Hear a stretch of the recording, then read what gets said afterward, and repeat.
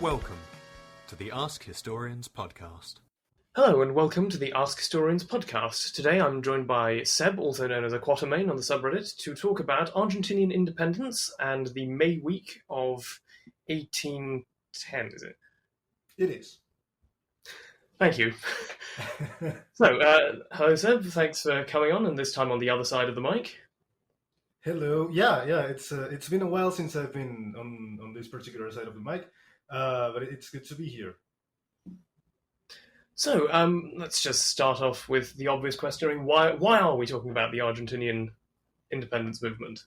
Okay. So with any luck, this episode is probably going to be broadcast relatively close to the 211th anniversary of the Argentinian Revolution, which occurred on May 25th in 1810, and it is a very interesting situation here in Argentina, and like most parts of the world, in which we have two very different dates and two very different years to celebrate the revolution and the actual achievement of independence, because it took Argentina 6 years from the revolution until they were able to get independence in 1816. So it's usually, when we think about the Argentinian Revolution period, it's usually analyzed from a historical perspective as a phenomenon that cannot be construed as simply one specific day. We celebrate it on May 25th, like everyone else in the world has their own celebrations and their own specific days. But it is very much not a process that can be described as something that merely happened over the span of even what we call the May week, which is the week between May 18th and May 25th. So just to start us off, what was Argentina's status by the time of the May week, and how did it get from before that to there? Well, it wasn't very good. At the time, Argentina, what we now call Argentina, was called the Viceroyalty of El Río de la Plata, which was a very recent development. In the Spanish Empire, for most of the existence of the Spanish Empire was just divided in two main viceroyalties. One of them was, if I recall correctly, but I probably am failing at recalling, is the Viceroyalty of New Spain, in what we now know as Mesoamerica, and then the Viceroyalty of Peru, which was basically the vast majority of South America. But around the 1770s, the Bourbon crown started seeing that they were in crisis. Mercantilism had failed them miserably. Surprise, surprise, I guess. Who would have thought that if you overly accumulate gold and silver, something bad is going to happen eventually. But they decided that they needed to be able to more properly control their territories in the American continent by trying to create more smaller and more centralized units of government. So they realized that only having two main viceroyalties was very ineffective. And it was draining them lots of resources and money. So, okay, sure, they just went ahead and cut the viceroyalties in half. So in 1777, the Viceroyalty of Río de la Plata was created, which basically encompassed what we know today as, part of Argentina, Argentina, Uruguay, Paraguay, and a little bit of Bolivia. Chile was its own thing. It's a whole situation. Chile was always its own thing.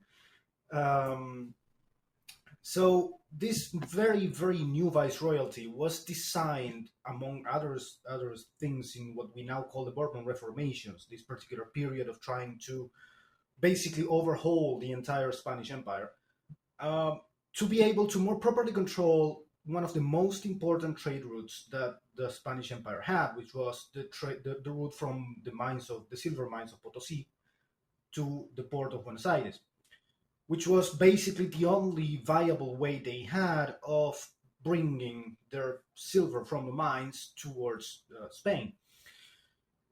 And we're talking about a time in which, up until this point, until the Bourbon Reformations, most of the what we call the criollos, the American-based and American-born Spanish descendants, they had started to create a very specific network of, let's say, not very legal trade.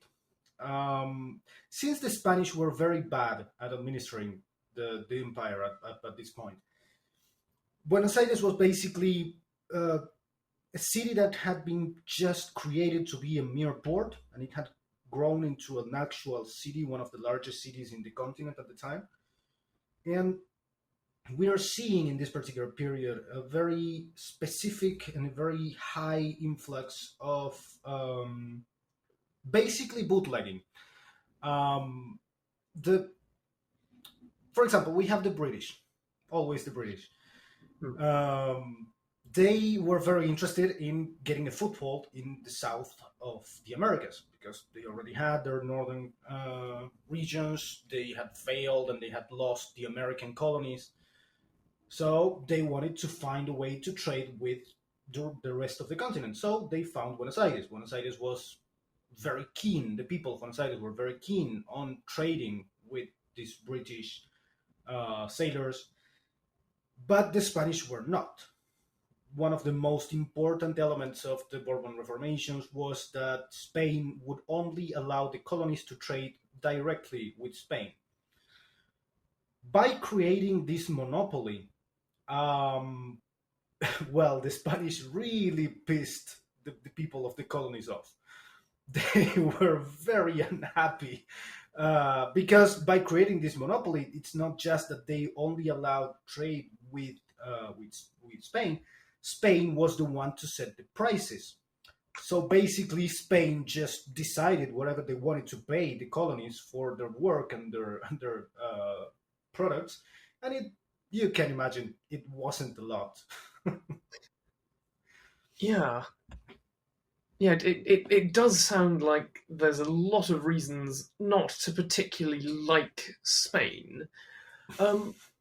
So what leans, for one, I suppose, to what extent was the initial push towards doing something about this one about, I guess, reasoning with Spain as opposed to outright declaring independence? Because, of course, in America, it started out as, let's see if we can get a better deal, before it became, let's get away.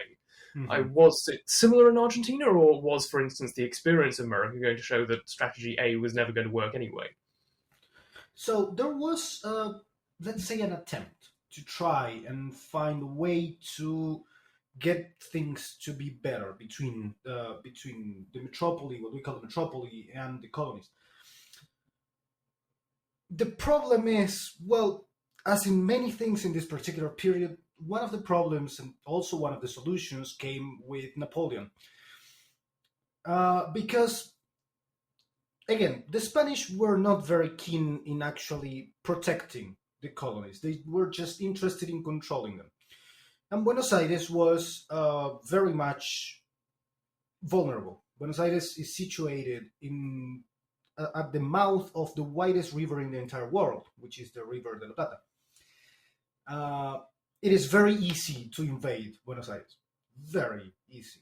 It is designed to be very easy to load and unload ships from the port. That's why they decided to build a city there.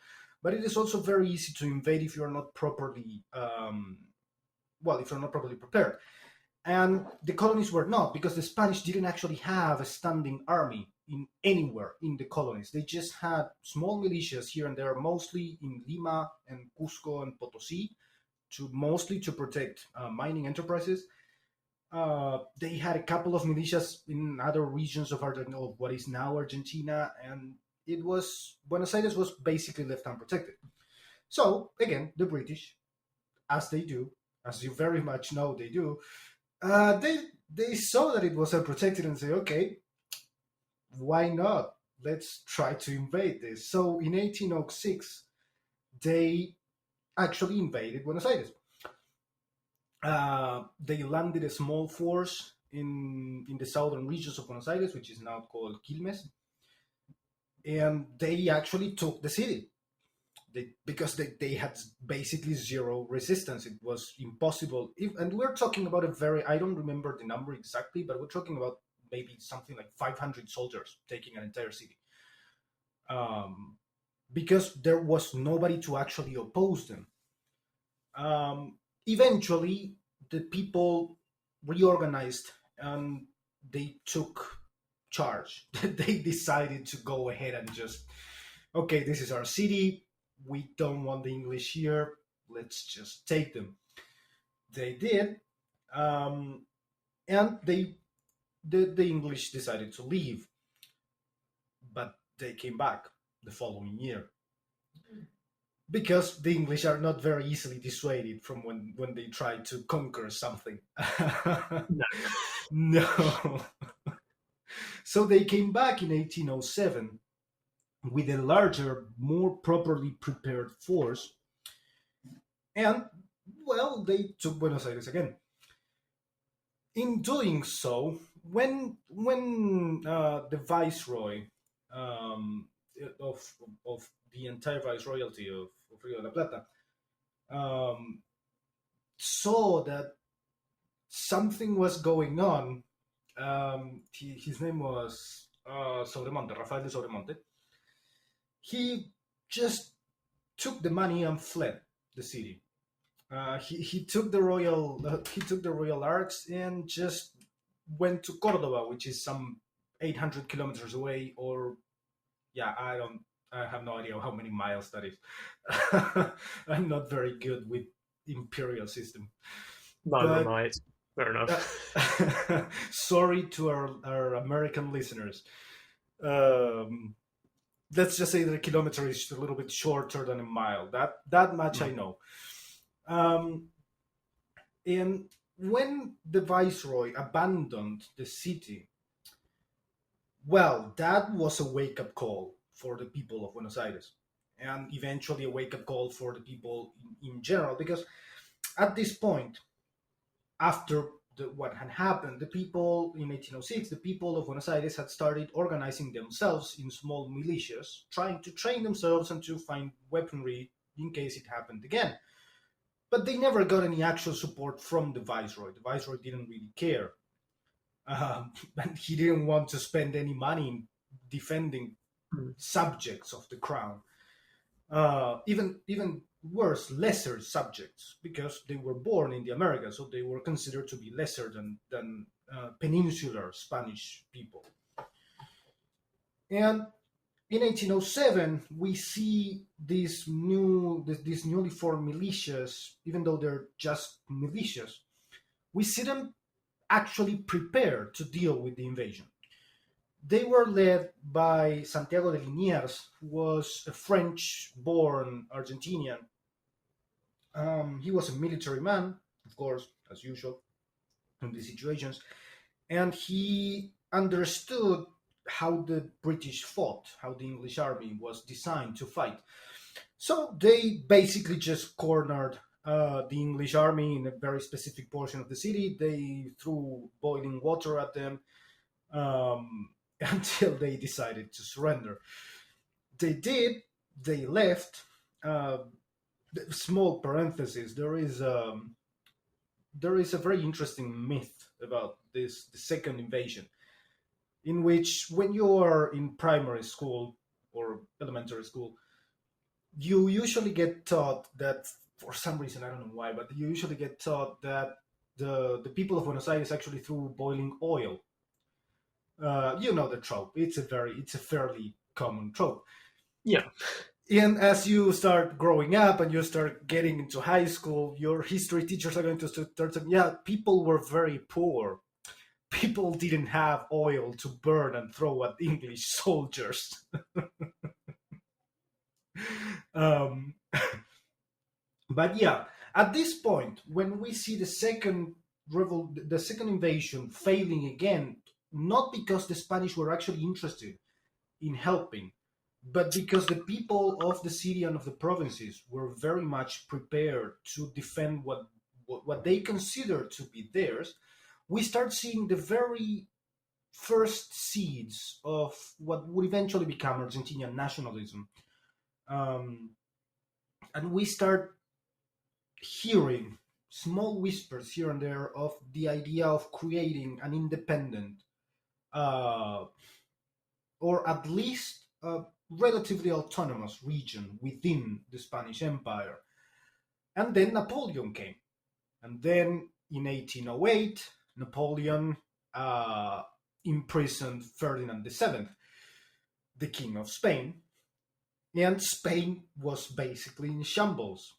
Spain was able to create a couple of administrative assemblies, which they call the juntas, especially the Junta de Sevilla in Seville, to try and maintain some control over the colonies. But it was already a little too late, because the people in the colonies realized that without a crown, without someone actually wearing the Bourbon crown, it was easier for them to be able to get away with achieving independence. The problem was, it was very difficult to find legitimacy. It was easy to do it, but to find an actual reason to do it was very difficult. So what they did, at least here, because the Argentinian Revolution is the first of the Spanish colonies finding their revolutionary drive forward. We have already seen by this period the Haitian Revolution of 1804, but it is very different because it was a French colony, so it is very, very different in the way in which it actually forged its revolution. But by 1810, most of the revolutionary men, because of course they were men, nobody remembers the women who were involved. We are still doing we're still doing a lot of work trying to figure out, because we have a lot of women who were involved later on, especially from 1813 onwards. But in 1810 in general, there's just a few numbers and names here and there.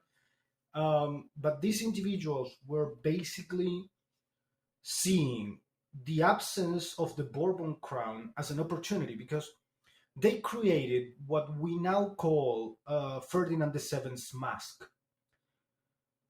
The idea was, okay, we are not gaining independence because we don't like Spain.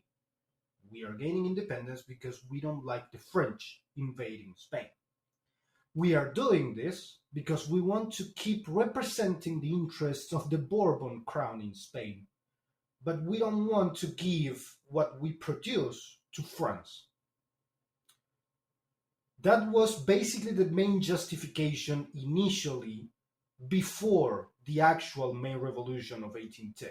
But that was that's why I said that it was more or less the way in which it described the American Revolution of 1776, because there was an attempt of trying to create a diplomatic solution, but it wasn't actually the intent. They were faking it until they made it. I mean, it's a good loophole. Got to give them that. Very much so, yes. The French. Just hating the French is the thing that just unites everyone, isn't it? Yes. So, going on though, I mean, obviously this does build up to the May week. So, what was that, and how did it get there? Okay, so what we are going to see eventually in this particular situation is, we have a new viceroy, right? Because, of course, Sobremonte had failed miserably at being viceroy because he fled. He was supposed to actually stay in the city of Buenos Aires during a siege, but he left, so he was deposed, and he was replaced with Baltasar de Cisneros. And when Cisneros couldn't have arrived at a worse time, because Cisneros arrives at the beginning of 1810, and in May 14th, a British ship comes into the Buenos Aires harbor, carrying a very interesting piece of news that the Junta Central de Sevilla, that the Central Assembly of Seville, had fallen to Napoleon. The Central Assembly of Seville was the final bastion of Spanish centralized authority. And it was, even then, it was very much not very particularly recognized by most of the colonies, but it was the last standing leg the Spanish government actually had. Without the Seville Assembly, it was just easy. There was nobody to answer to. There was nobody to send tribute to. And there was nobody who could actually give them orders. Even the viceroy had no idea what to do because he was viceroy to no roy. He had no king. So when you find yourself in the situation of being the viceroy of Ferdinand VII and your actual king is Napoleon's brother, you are, I mean, I can imagine Cisneros in a very precarious situation, trying to figure out what to do and failing to actually enact any public policies, which led to the Argentinian criollos to decide to actually revolutionize. But it wasn't easy. It couldn't be an armed revolution because that looked bad. One thing that the revolutionaries here learned from the French Revolution is that the level of violence and the following terror wasn't well perceived in the rest of Europe. And one of the reasons why France was still at war was because people were not happy with how any of it had actually occurred. Also because Napoleon was a little power hungry. But that's an aside. So it couldn't be a very forceful revolution because, again, there was also the issue that there was nobody to fight. There wasn't a Spanish royalist army anywhere, at least nowhere close to the actual city of Buenos Aires. Again, this is something that I really need to stress. All of this is happening in Buenos Aires. Nobody else, nowhere else. When the main revolution actually happens, the rest of the provinces of the Viceroyalty were still part of the Viceroyalty of the Rio Plata. There was no large, huge revolutionary movement. It was just Buenos Aires, and then everyone else followed suit. But we are in a process at this stage in which these people who had 3 years to organize themselves, their small armies into, their small militias into an actual properly functioning army, which was called the Patricians Regiment in this specific period, which it actually still exists. The Patricians Regiment nowadays is like basically a ceremonial thing, but they still exist. And we have a city largely against Spanish occupation at this point. We have a city of people who had already learned how to arm themselves and how to defend their city. We have an absence of a centralized authority. We have a new viceroy who has very little idea of what he's actually doing. So it was an interesting period, an interesting moment to decide to go ahead and force the government to go away. So a couple of civil servants who were very much not Spanish. I mean, everyone was Spanish at this point, of course. The concept of Argentinian is very new. But they had been born in the American continent. These people started seeing, because they were close to the viceroy, to Cisneros, they started seeing that he was desperate, that he had no idea what was going on. He had zero control over the situation. So during the beginning of what we call the May week, which is May the 18th and the 19th, These people, especially people like the commander of the patrician regiment, Cornelio Saavedra, and a couple of lawyers were involved in government, like Manuel Belgrano and Juan José Castelli. They decided it was time to pressure Cisneros to call for what we call an open cabildo. A cabildo is, and I'm not actually sure if there's a word in English for it. Maybe there is, but a cabildo is an administrative government in Spanish, in the Spanish Empire, which is basically an assembly. It's like a small Congress thing, and it's the name of the building is Cabildo. It is basically the legislature of a city at the time, and there was a precedent in a couple of the other regions of the Spanish Empire to call for an open cabildo. An open cabildo was basically an open popular assembly in which the people of the city were actually able to vote and decide on something. So what they started pressuring Cisneros to do was to open the cabildo to the people of the city of Buenos Aires, so they could decide how to move forward, so they could decide what to do with their continued or discontinued allegiance to the Spanish crown and the Spanish Empire.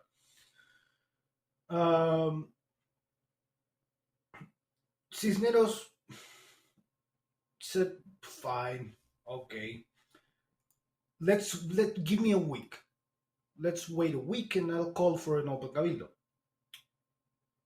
People didn't want to wait a week, so during the 20th and especially the 21st, they started rioting because they needed to decide what to do immediately. They were absolutely unwilling to call and to wait until the Peninsular War in Spain was over, because nobody actually knew how long it would take. I mean, Napoleon could very well win and he could very well become the emperor of the entire fucking world, but for all they knew. So it was very difficult for them to be able to decide without an actual proper and government that belonged to them, not to a phantom, not to the ghost of the Bourbon crown. So on May 22nd, Cisneros eventually calls for the open cabildo, and he named himself the president of the new assembly, the government assembly. Suffice it to say, people were not happy. I mean, we are talking about an entire process that has been going on since 1777 of people being unhappy with Spanish administrators deciding the fate of non-Spanish people. We are talking about the Viceroy Sobremonte having abandoned the city only 3 years ago. So Cisneros crowning himself the president of the new administrative junta was taken as an absolute insult, because it was never decided. I mean, he was supposed to call for an open cabildo, and he just decided by himself. So they deposed the very newly formed junta. It was very, it was very short, and basically this entire thing is from the 22nd until the 24th in the early hours of the morning. On the 25th, we are not exactly sure on the time, but it's usually considered to be around 3 to 4 in the morning. A group of these individuals, revolutionary individuals, led by Cornelio Saavedra, the commander of the regiment of patricians, they basically went to the viceroy's house and said, "Yeah, you gotta step down." So he did, and they imprisoned the viceroy. at least until a new administrative junta could be called. So they did. And this is how we get to May the 25th. May the 25th is a very strange day in historiography in general in Argentina, because it is very difficult to. I mean, we've placed so much symbolic significance on this day for so long that the lines between what was actually significant and what wasn't start to get a little blurry at times. Because to be perfectly honest with you, very little actually happened. Uh, yeah, it was raining. Apparently, they say it was raining. So they say people were on the streets, suffering through the rain, waiting. There is a whole thing in which, during the discussions within the Cabildo building, people outside were chanting, "The people want to know what it's all about." Yeah, nobody actually knows. There's very few, because again, it was such an important event at the time that there's very few primary sources and primary records in general to actually for us to actually be able to say, okay, this is what happened precisely. What we do know is that a new government junta, a new government assembly was created, what we now today call the First Junta, with Cornelio Saavedra as its president. So you could say that it was a military dictatorship. And but what I mean, but how insignificant it was at the time is that it's not like they were able to just go ahead and proclaim, okay, now we're independent. No, they were just trying to govern a city, just one city. They had to call for the rest of the provinces of the viceroyalty to join them. Some of them actually didn't. For example, Paraguay actually gained their independence before we did, because they said, no, we don't wanna. We're not interested. Thank you. Have a good day. And they actually became their own country before Argentina did. They followed the Argentinian Revolution, but they just decided to go ahead and make their own thing. Eventually, what was at the time called the Oriental Band, which is now Uruguay, was and wasn't part of the Argentinian United Provinces, until they eventually just went ahead and said, yeah, no, we're not interested. Thank you. And they just left. So in this specific instance, what I find very interesting about May the 25th in general is the historical symbolic significance that it was given long after Argentina actually gained independence and Argentina actually became a country. Because that's a story for a different podcast episode, but there's a very long period between when Argentina gains independence and Argentina actually starts being Argentina, because that only happens 50 years later. Right. Yeah, it took us a while. Yeah, so I suppose even so, you're hinting at something. So I may as well.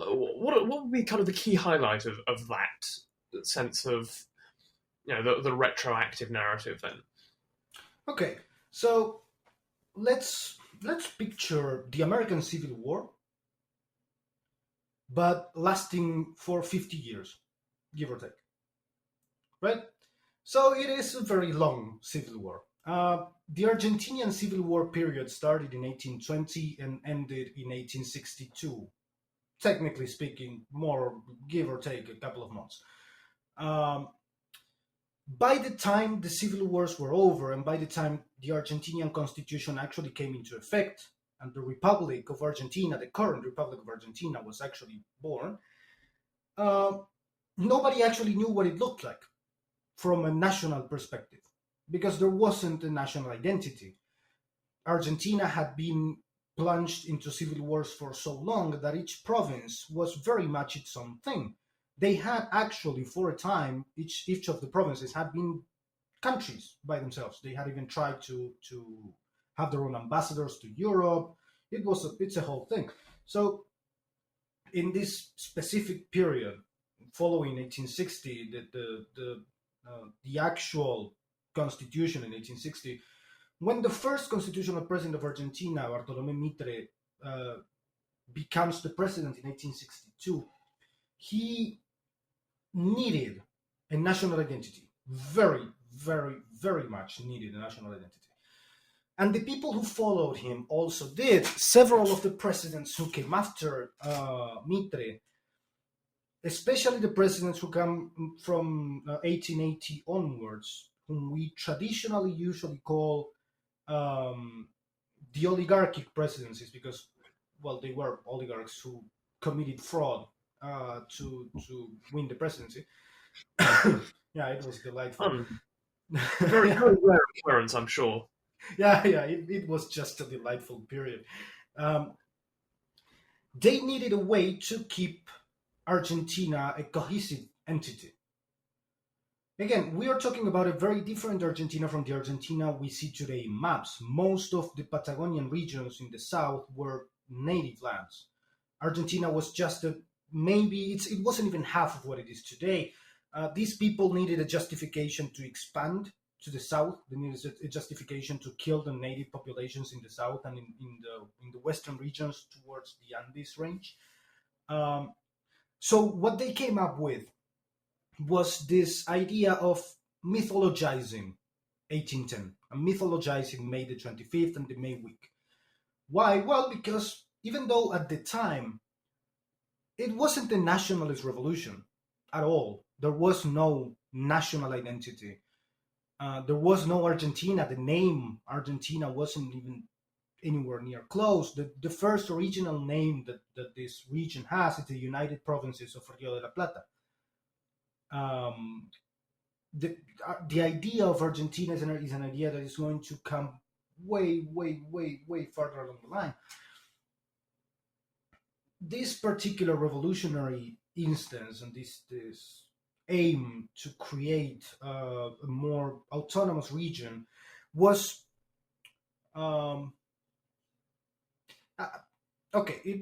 in some parts it was misinterpreted. In other, it was very much on purpose, and they just changed the narrative. They created an official history that showed this revolution as more of a revolution than it actually was. They tried to create this sense of national identity within these historical characters, within our founding fathers, to name them something, and to steal from the Americans, as we usually done with these things. And they turned these people who were just interested in making money. Basically, most of them were just interested in being able to commerce with the rest of the world. They weren't interested in they wanted to be free. They believed in the ideas of Illuminism, and they really liked Montesquieu. Everyone did at the time. Everyone who wasn't wearing a crown actually probably liked these ideas and these books.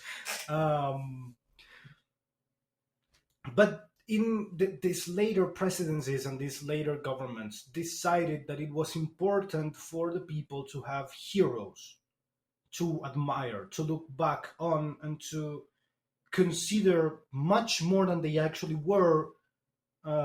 So they started creating fabricating this narrative of 1810 as the absolute revolution, 1810 as the beginning of the revolutions in the entire continent. Yes, that was technically true. Technically, it was basically a coincidence. I mean, there was someone anywhere in the rest of the Spanish Empire who wanted independence. It was just this. It started here. It's not like Argentina was this absolute example that everyone wanted to follow. No, nobody cared. They just saw an opportunity. Everyone else saw an opportunity. It's not like we in Argentina and the United Provinces at the time, there was this spark. This is the idea that they're trying to create. There was a revolutionary spark, that set the entire continent aflame. Yeah, no, the Brazilians made their own empire. That they didn't do a revolution. They didn't give a shit. They just created the Brazilian empire. They were happy maintaining a crown. They were absolutely okay with a crown. These presidencies also tried to get rid of Ferdinand seventh's mask because it looked bad. I mean, this justification of trying to still pretend to be loyal to the crown, yeah, that doesn't look very revolutionary. That doesn't look very Robespierrean. So by framing 1810 and May the 25th and the May week in general as this ideal political, military, and social revolution as well, they were trying and they were attempting to create a national cohesion that worked. They actually succeeded. The national identity of Argentina today is very much still forged by these ideals, because these ideals, since many governments saw that they worked, they just reproduced them. Nobody was very interested in changing the narrative. The narrative has only been started changing very recently, since maybe 30, 40 years ago. And with several historians and a couple of historiographical schools who are interested in seeing May 1810 as what it actually was, merely a political revolution happening in a single city, not the beginning and the birth of a monumental continental revolutionary movement. Thank you, because it's so common for these kinds of movements to sort of gain. I mean, the histories of these movements just gain a life of their own once that later people start to try and claim it as their own. I mean, I guess you mentioned briefly, and you alluded to this earlier, but I just wanted to follow up on it if you could. What were the experiences of native and indigenous peoples in the Viceroyalty of Rio de la Plata around the time of the revolution, and how did that change their experiences? That's an interesting question. The Spanish had a very specific philosophy. If something wasn't particularly useful to them, geographically wise, they just let it be. Most of Argentina at the time was relatively desertic. The Patagonian regions, which is about half of Argentinian territory nowadays, is very much a desertic, or at least a semi-arid area. So the Spanish ended up reaching a point in which they said, yeah, we're not really interested in going south. It's fine. We know there's very, very, very, very down south, there's a canal. And there are people who make fires. And yeah, Magallanes already saw that. We are not interested. So they stopped. They drew a line. If you look at a map of the United Provinces of Rio de la Plata in 1810, you will see that there is a very clear division between the northern regions and the south. In the north, there were a couple of native communities who also had their own area, again, in a very arid and desertic region of Argentina. The rest of what is now Argentina had relatively small native populations, at least compared to other regions of the continent. And the Spanish were usually very keen on assimilating native cultures. That's why so many of us have native blood to some extent. Usually the estimates tend to go towards 54% of Argentinian population having native blood and native ancestry to some extent. Because the Spanish just, this sounds awful, but they mixed. Unlike other colonial powers like the British, who weren't particularly interested in mixing, neither were the French, the Spanish didn't really have a problem. So, because it was easier for them because there were there were a lot of natives in the Spanish Empire. since the Spanish Conquista started, there were many people living in Middle and South America. It was easier to assimilate them than it was to kill them, than it was to just try to force them into a specific region. Because again, there's also the fact that Middle and South America are very much, they're relatively narrow when you compare it to North America. So there's less land for you to force natives into when you actually want to create your own regions. So down here we have several groups, native groups. In the western regions close to the Andes, where I live, we have, for example, the Aonikenk and the Ununakena, my ancestral tribes, both of them, which they are usually called the Puelches and the Tehuelches. That's the name the Mapuche people of Chile had given them. And they were just forcefully assimilated. They were sold into slavery by the Spanish. Yeah, the Spanish didn't call it slavery. They called it the encomienda, but it was slavery. They were forced to change their names. Of course, they were forced to become Catholic because that was, we're still a very Catholic country. Because of that, most of South America and Middle America are very much Catholic because of just how pervasive this culture of evangelization was in the Spanish Empire.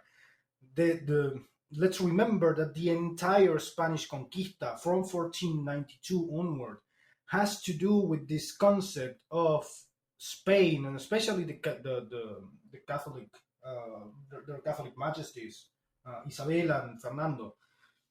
They were the representatives of the church in this part of the region of the world, and they were also the representatives of God.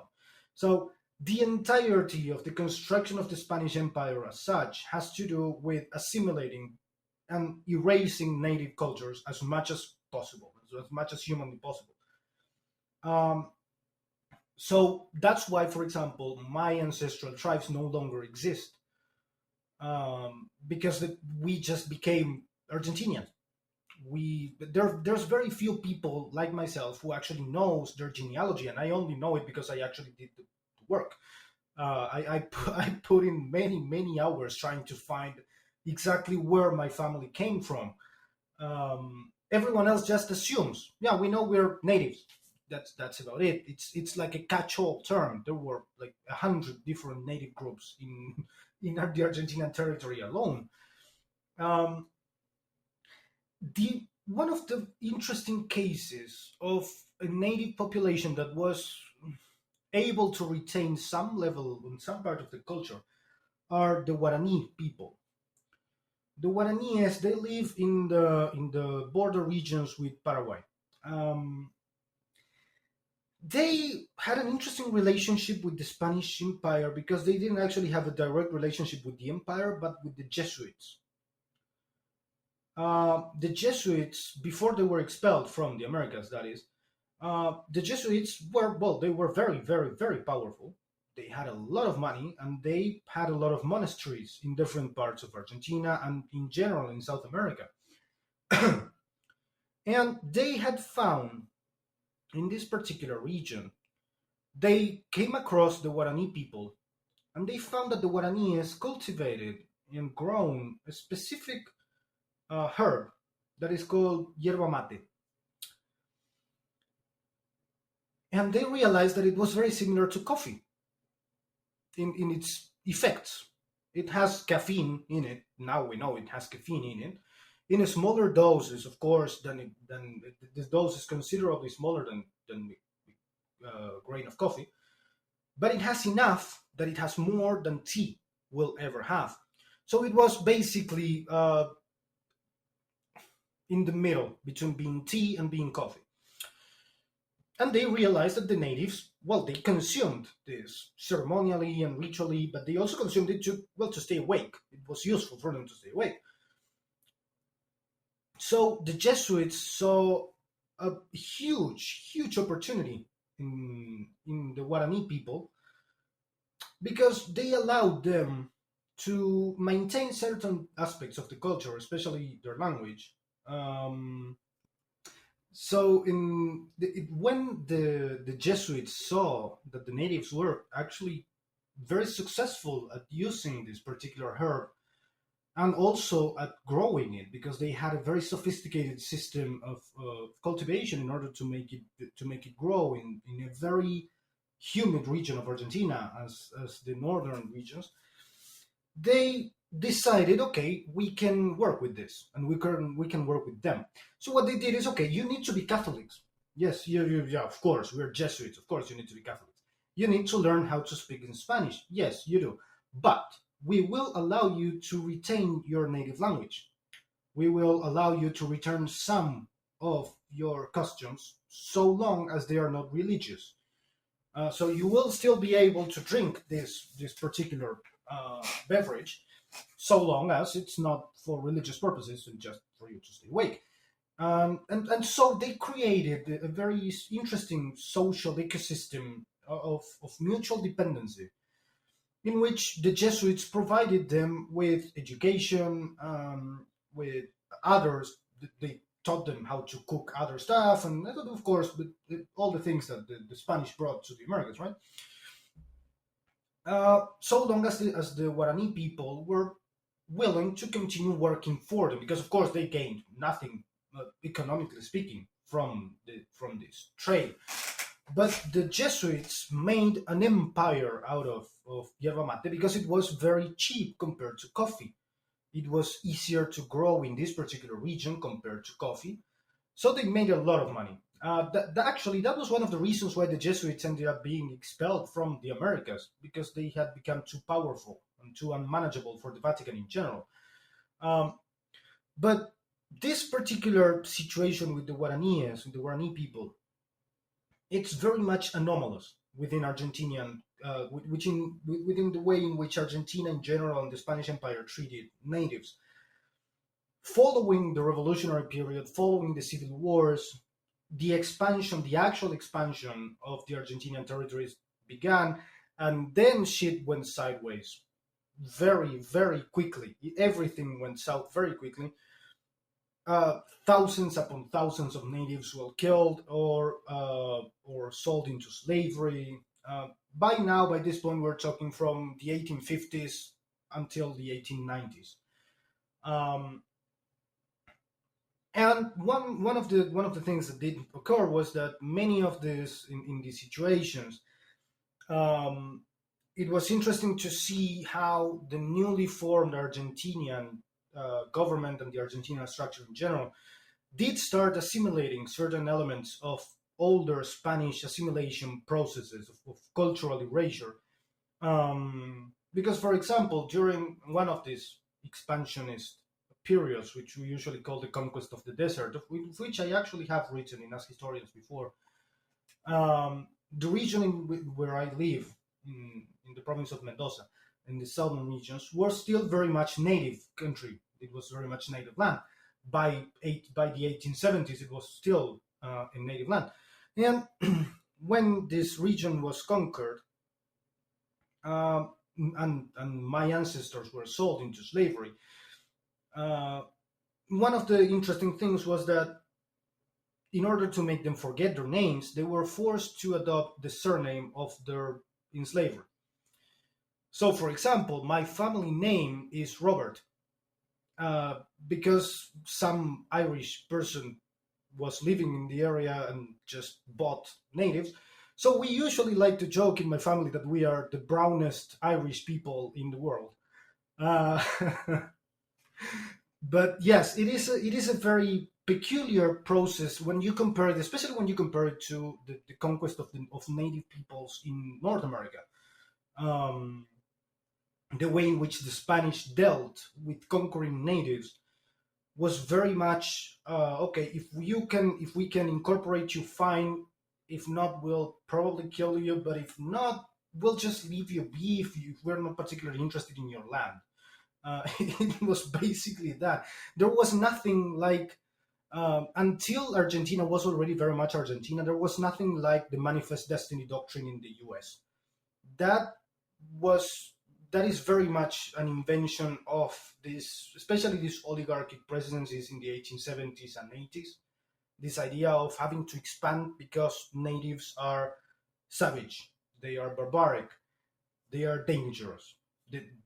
There is a narrative that is being constructed in this particular period that you don't see before, of native populations being inherently dangerous and evil, and well, they have to be subjugated or eradicated in order for the Argentinian order and progress to actually exist, and for Argentina to properly become Argentina. Yeah. Well, thank you. And I suppose before we wrap things up, is there anything that you felt could also be touched on? That's a good question. The interesting part of being a guest in our podcast is that, generally speaking, when I'm the host, I just go ahead and just lay out before we record. I try to get the people involved to tell me, okay, what are the things, what are the topics you'd be interested in talking. But when it's me talking, I could speak for hours on end about this stuff. I mean, should we take that as a yes, but maybe not tonight? I believe so, yes. I think that we can do a different episode in the future in which I continue ranting about native stuff, because that's, of course, as you well know, that's my main area of interest when it comes to Argentinian history. The way in which Argentina was built upon the backs of native populations and native communities.